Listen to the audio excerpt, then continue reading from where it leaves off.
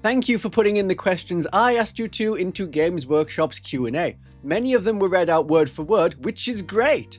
It shows we got through and we could emphasize what we in the Christian von Carmian community care about.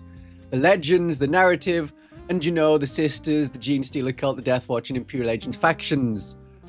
So, Games Workshop did the Q&A and released it as a premiered video. Basically a pre-recorded video that's released as if it was a live stream. It could have done with editing to clear up explanations and remove any rumbling tummies. It is all pre-approved, so why not script some more? As someone who has been through edition changes and announcements like this since 2nd edition became 3rd edition, I'm going to explain what Games Workshop said in this Q&A, translating Games Workshop English into English, and arranging it into an order that made sense. We're gonna start with Deathwatch. That's the controversial part. That's probably why you're on this video.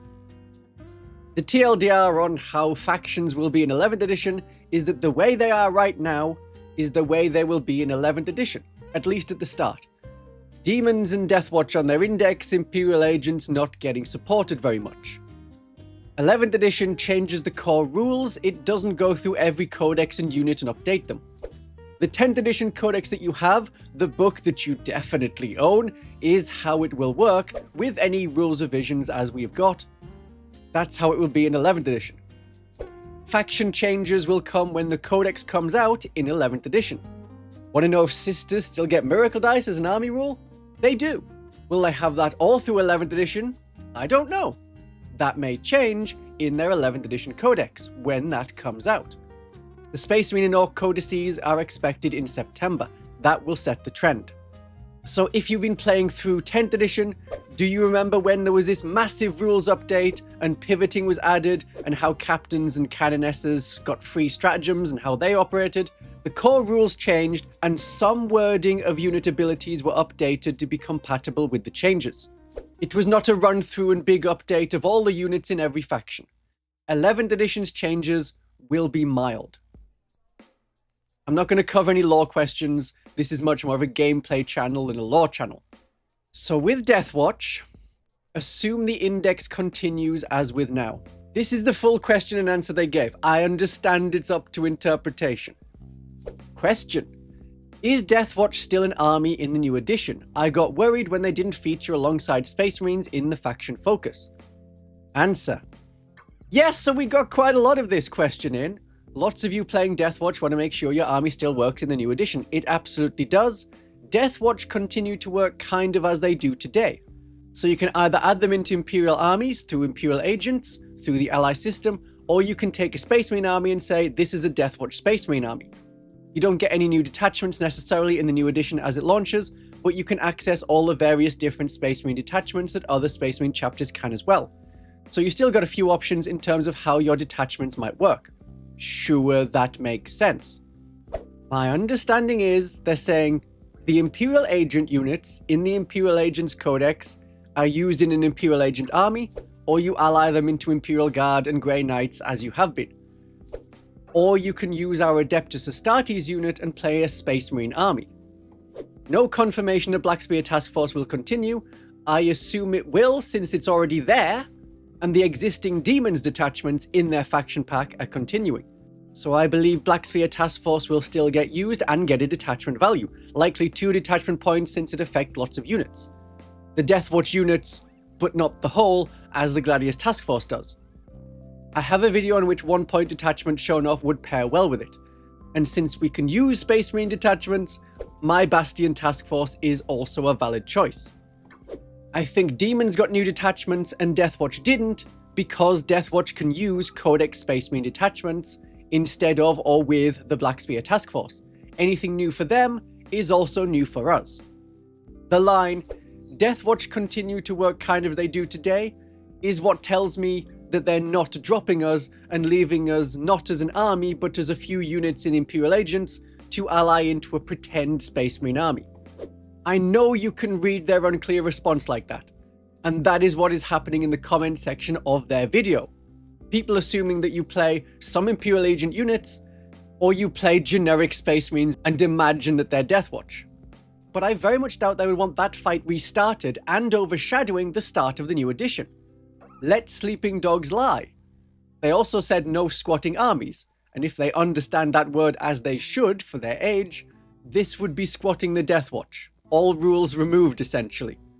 And there's no need to delete some rules that already exist and work in the new edition. I take the Deathwatch play like today and you say this is a Space Marine army to mean, while they have some Imperial Agent units, they also have an index where they are Adeptus Astartes Deathwatch. You say this is a Deathwatch Space Marine army, like you would say this is an Imperial Fist army. It is yellow and you add unique characters to the Imperial Fists, like Captain Lysander.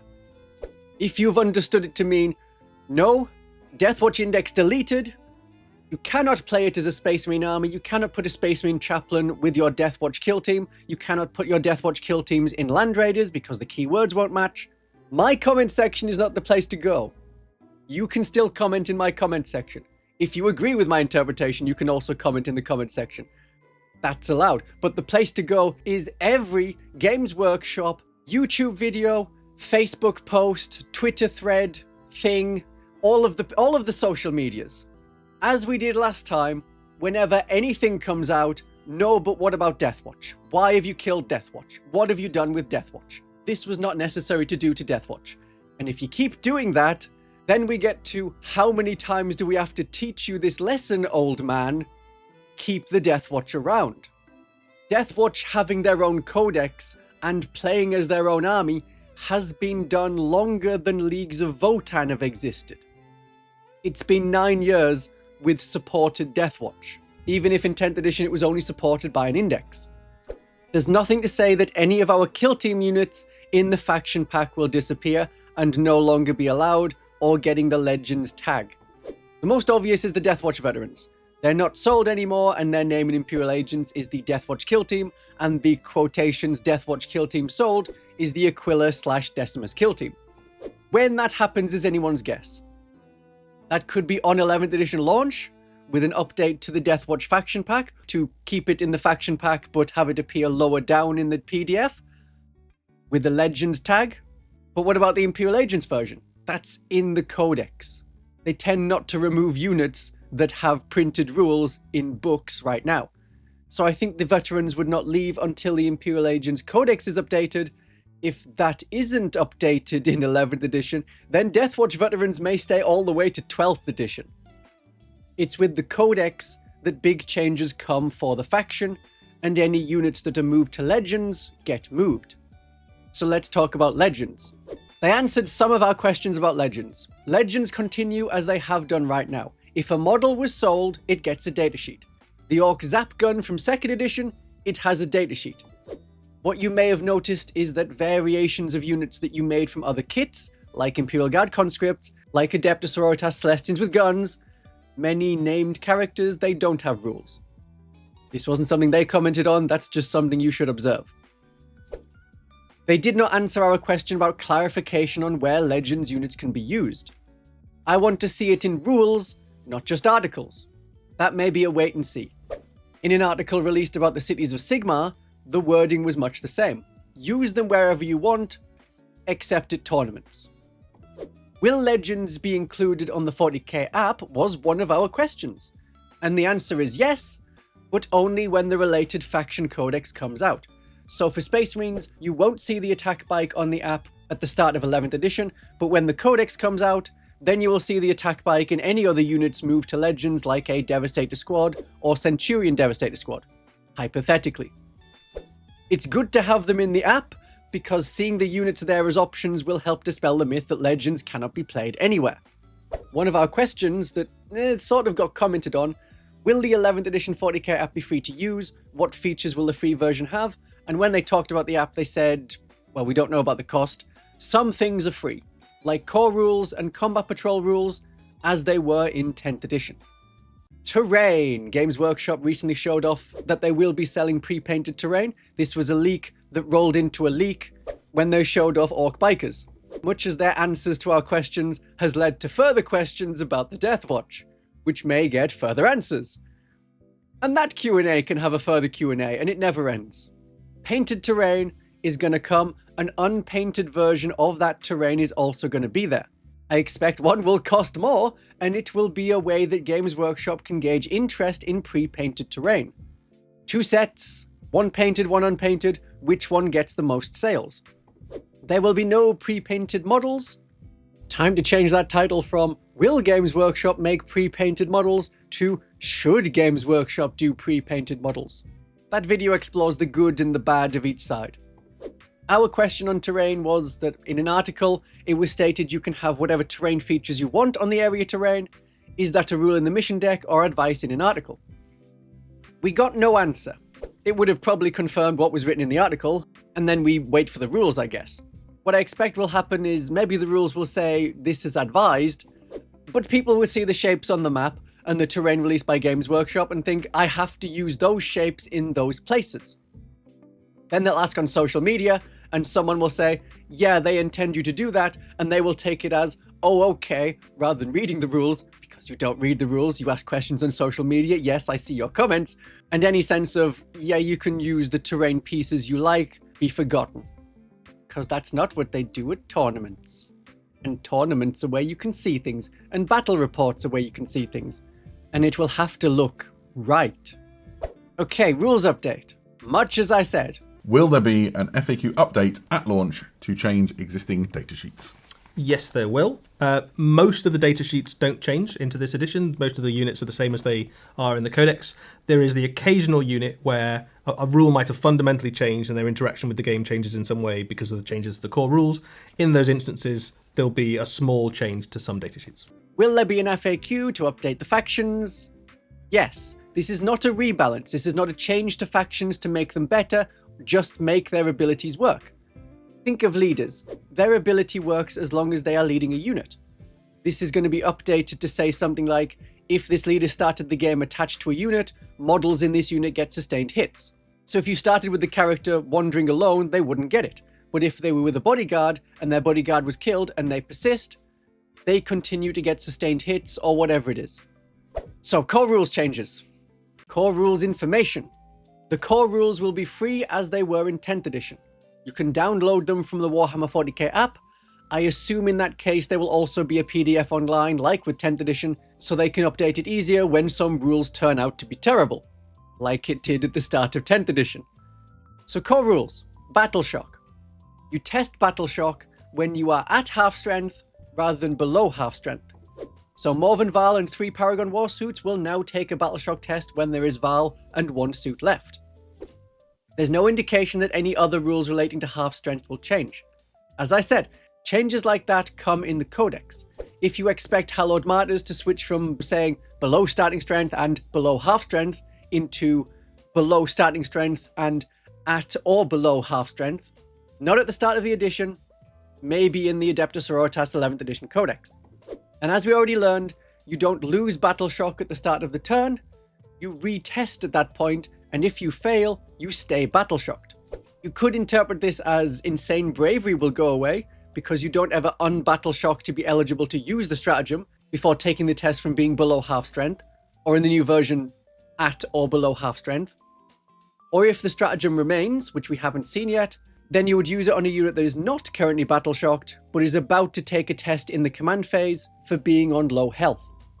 In the Demons section, where they showed off the demon detachments, there was this keyword mobile. That is like 9th edition's breaching, or in 10th edition, infantry and beasts can move through walls of ruins and it doesn't impede them. So infantry get it, beasts get it, and in 11th edition, swarms will get it. It lets you move through solid terrain. Or as I'm assuming, it lets you move through anything that's green terrain, anything that's marked as yellow terrain, any unit can move through. Cleave and Blast will get updated. Well, Cleave is Blast, but as a melee attack. For every 5 models in the enemy unit, you get +1 attack. Same as how Blast works, which is far more elegant than 9th edition. But we're going to see things like Cleave 1 and Blast 2. So with Blast 2, if you're shooting at an enemy unit, for every 5 models in that enemy unit, you get 2 more attacks. Adding Cleave to some of the profiles could be a way of consolidating like 2 separate profiles where you pick a strike profile or a sweep profile and make them into something close to the strike profile, but with Cleave. so it'll work on any kind of unit. But that will not come until the Codex. Heal has appeared as a rule word, H-E-A-L. The real way this changes is that rather than just healing up current models that are on the table, say with one of the enhancements in the Biosanctuary Brood Surge, you'll be able to bring back new models if you heal enough. They didn't explain exactly how much you need. They just said if you heal enough, you can bring back a whole model. I would assume it's a whole model, but on one wound, if you heal one after you've got a fully healed squad. So all of heal could be reworded to be like the Necron Army rule, and the Necron Army rule becomes you heal 3. And this keyword to be added to Genestealer cult icons. Genestealer cult icons. What about objectives? How do objectives work? Where are the objectives? And it's the obvious answer. The skull marked terrain is all the objective marker. That entire terrain feature. If you have anything that activates off enemies on objectives, like Chaos Legionaries getting to reroll wound rolls on their melee attacks, that's now going to activate if the enemy's on the objective terrain feature. And I think we have to assume that the 2 central terrain bits count as one terrain feature. Cover and stealth don't stack. I explained this in another video. Stealth is the benefit of cover. It's the same thing, same rule. You have the benefit of cover, or you have a rule that gives you the benefit of cover. It's annoying that they don't stack in any way.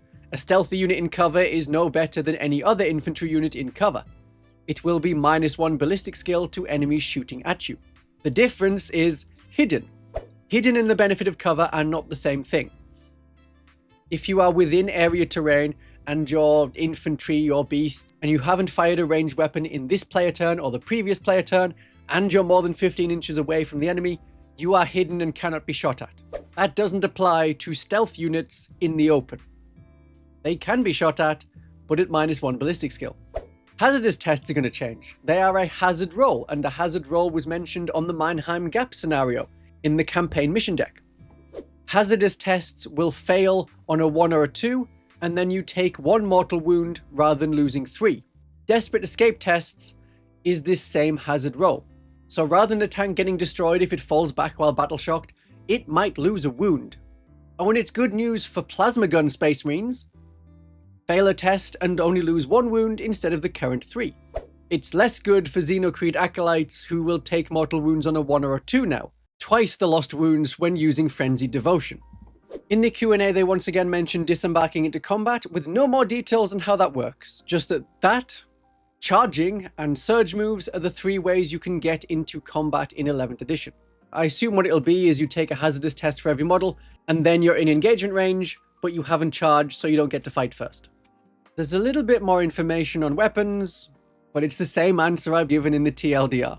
The Orc Knobs in the starter box set have different combi weapons. One has a combi shooter, one has a combi rocket, they have different profiles. It was quite this isn't quite right, it's upsetting the lore compared to the stats. On combi weapons, when pretty much every combi weapon got the same profile, starting with Chaos Terminators at the end of 9th edition. And people have wanted combi weapons to actually be a combi weapon. A combi melter should be different to a combi flamer. Well, there's going to be no big change at the start of the edition.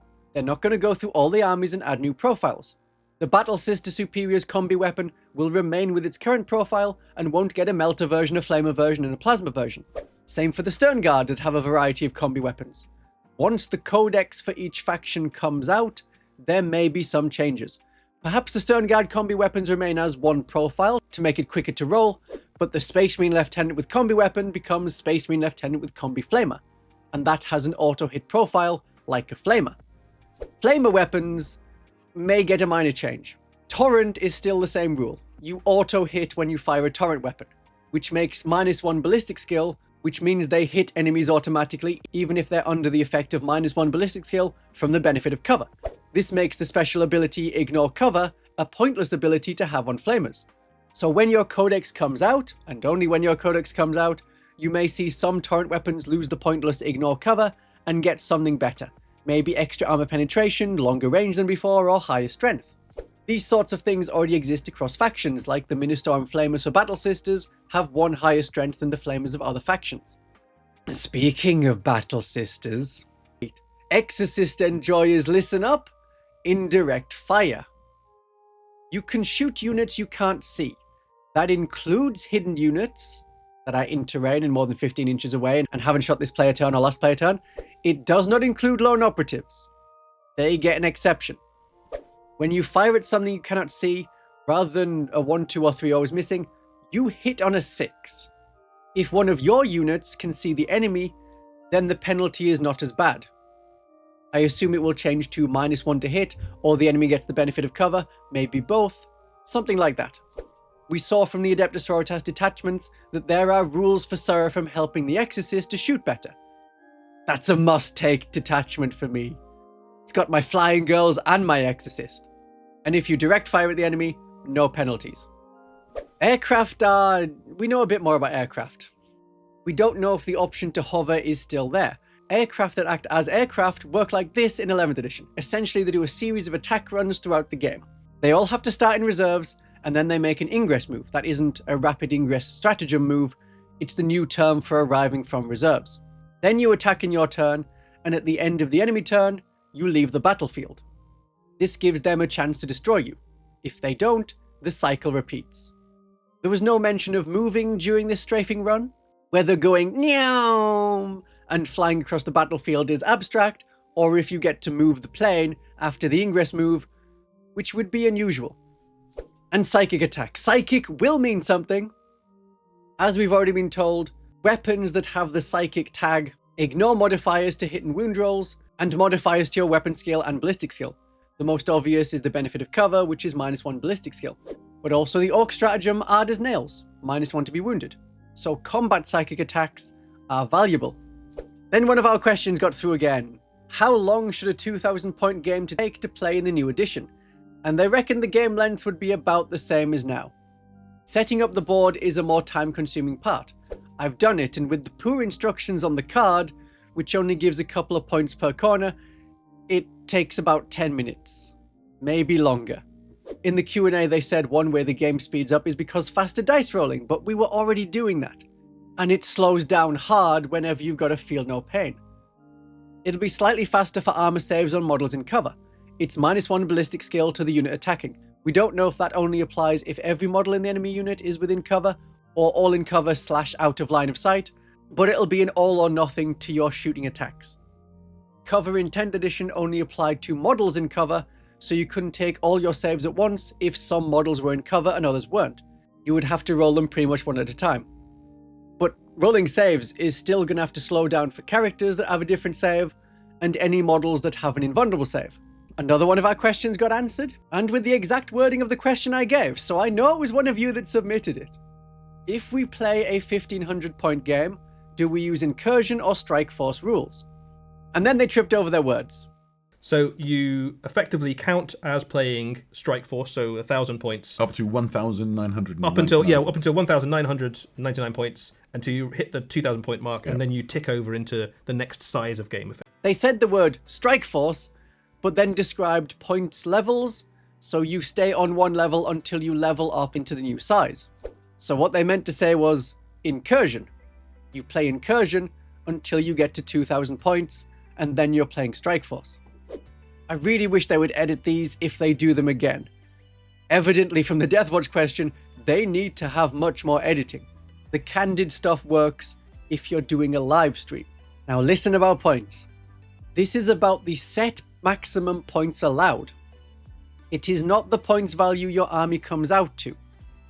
If you say you will play a 2,000 point game and your army comes to 1,990 points, that does not mean that you are capped at incursion size, that you are using only 2 detachment points and 2 enhancements until you find a way to reach 2,000 points.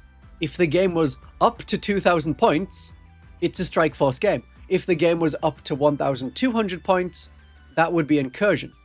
That's a change from 10th edition. In 10th edition, anything up to 1,000 points was incursion, then 1,001 points to 2,000 points maximum was strike force.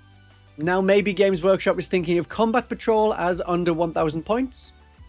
Incursion is 1,000 to 1,999 points maximum, and strike force is 2,000 points and upwards. No mention of 3,000 point games except within the Eye of Terror 2026 expansion about massive games that starts at 3,000 points. Any of these books that came out in 2026 are seemingly written to be compatible with 11th edition.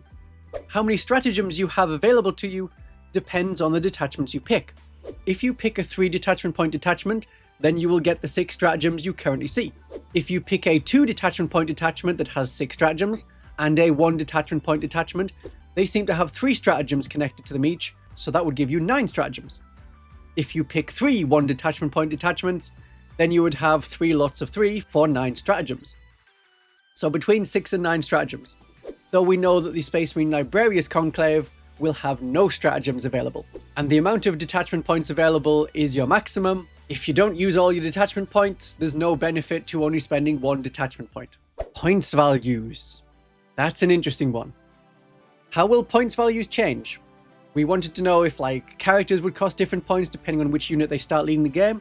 Will different war gear and weapons cost different points? The points will be updated at the start of the edition as the only rebalance that happens. And they're assuming that the meta will be fast melee infantry will be good, so points go up. Indirect fire weapons, now that they can only hit on a 6, well, some of the time they'll only hit on a 6, their points per unit go down. So Exorcist points come down. Yay! A comment that they answered on the Q&A, and one that they got a lot, was about granular points. Our questions are getting through, so great job everyone who submitted questions. There are some points changes to some weapons if the weapon fundamentally changes how the unit works. That's what they said. I'm thinking about the Exorcist, as I often do, as I dream at night of the Exorcist, and its 2 kinds of missile launcher. Conflagration launcher? I've never met her. They said it won't matter for battle line units because it doesn't change what the unit does if they have a slightly different weapon. Battle Sisters still hold objectives and generate miracle dice, whether they have a multi-melter and melter gun, or all flamer weapons. This is the sort of thing we saw at the end of 9th edition. Some points per weapon. And I assumed it would continue into 10th edition, where a few strong weapons cost more points. In 11th edition, it will only be if changing weapons changes the battlefield role of the unit. I can't think of a better example than the Exorcist. Then we know about some faction-specific changes, but these changes come in their codex. For Space Marine types, Grey Knights are still here, as their own army, and with their own codex. As things are now, they continue to be in 11th edition. I think some Grey Knights players panicked when they saw the Space Marine detachment preview, and Grey Knights, a kind of Space Marine, were not there. But they don't use any codex Space Marine units. Any that they use, like the Venerable Dreadnought and the Chaplain in Terminator armor, have their own copied rules in the Grey Knights codex. They're not like Blood Angels that have their own book, but also use a lot of the codex Space Marine units. The Armageddon box set is all push fit and monopose, with one exception for the Landspeeder. Weapon options will come in later standalone sets. Orcs will have Power Claw options on their Nob and Warboss, and the option for a rocket or big shooter in the Orc Boy squad. And there'll be more weapon options for some Space Marine units. I wouldn't expect a new Landspeeder kit because it already has the option to swap the rotary cannon for a heavy flamer within the Armageddon box. But the more obvious one are Vanguard veterans. Can we have something other than a power sword? Can the 2-handed power sword have its own profile? And intercessors would get the options on the sergeant, like having a power fist and having 2 grenade launchers per unit of 10, because it's 1 grenade launcher per 5. The heavy bolter eradicators are not the same datasheet as the melter rifle eradicators. Different role. One is a tank hunter, one is a horde slayer. They have different unit rules to reflect that. Any allies will work the same as now. The way they work in the current codex is how they'll work into 11th edition, at least until their 11th edition codex comes out. No big changes. Agents use the assigned agent rule. Genestealer Occult Ally Guard in the Brood Brothers Auxilia. Demons are allied into Chaos Space Marines under their rule, and into the God Books in their own detachment way. So what about Imperial Agents? Any army rule? Haha, maybe try 11th edition, kid. If there's an 11th edition codex. No new detachments are coming out for them in 11th edition, and we have no idea if the terrible Assassin detachment will remain. It isn't a funny joke anymore. Imperial Agents are under-supported. The Dark Heresy and Rogue Trader games from Owlcat, Dark Heresy not yet out, instilled popularity in the faction. For new fans to be told, yeah, it's an army but not really, so don't get it, isn't inspiring. More supportive evidence for having current detachments stick around, the Tyranid Subterranean Assault is sticking around. I thought that if it did, they would redo it so it wouldn't have the reroll hit rolls of 1 on everything in your army aspect. Unless Games Workshop is making that a 3 detachment point detachment, but we'll see. Imperial Agents do continue into 11th edition. And they have really fun Crusade rules, some of the best of the edition. So what about Crusade? I mean, okay, that's a fairly simple one. First of all, if you've got a 10th edition codex, your Crusade rules still work. You can play Crusade games to your heart's content and have a great time with it. Crusade, like content going forward, you won't find that in your codexes. It will be in narrative packages. The Crusade rules that we have right now in your codex, you can play that into 11th edition, as I said in my video on narrative games in 11th edition. But there won't be any long-term support. Crusade rules will go away slowly, like everything else. When the faction's new codex comes out, there will not be a Crusade section. There will not be Crusade, but there will be things like Crusade. The Maelstrom book with the really cool Crucible of Champions was given as a similar example. That's how you make your own dudes. And narrative things will be based on campaigns. The Dominatus campaign is an example of how it will work. Please have a look at my video on that to better understand when and where you can use Crusade rules and how the narrative system works in 11th edition. The Crucible of Champions is probably still valid. The default seems to be that any of the books that came out in 2026, starting with 500 worlds, are valid into 11th edition. So this, Boarding Actions, Apocalypse, and Armored Spearhead rules that came out in 500 Worlds, Eye of Terror, and Return of Yarick book respectively are all valid into 11th edition. There will be many ways to have fun. So my darlings and viewers, have a great day of 40k.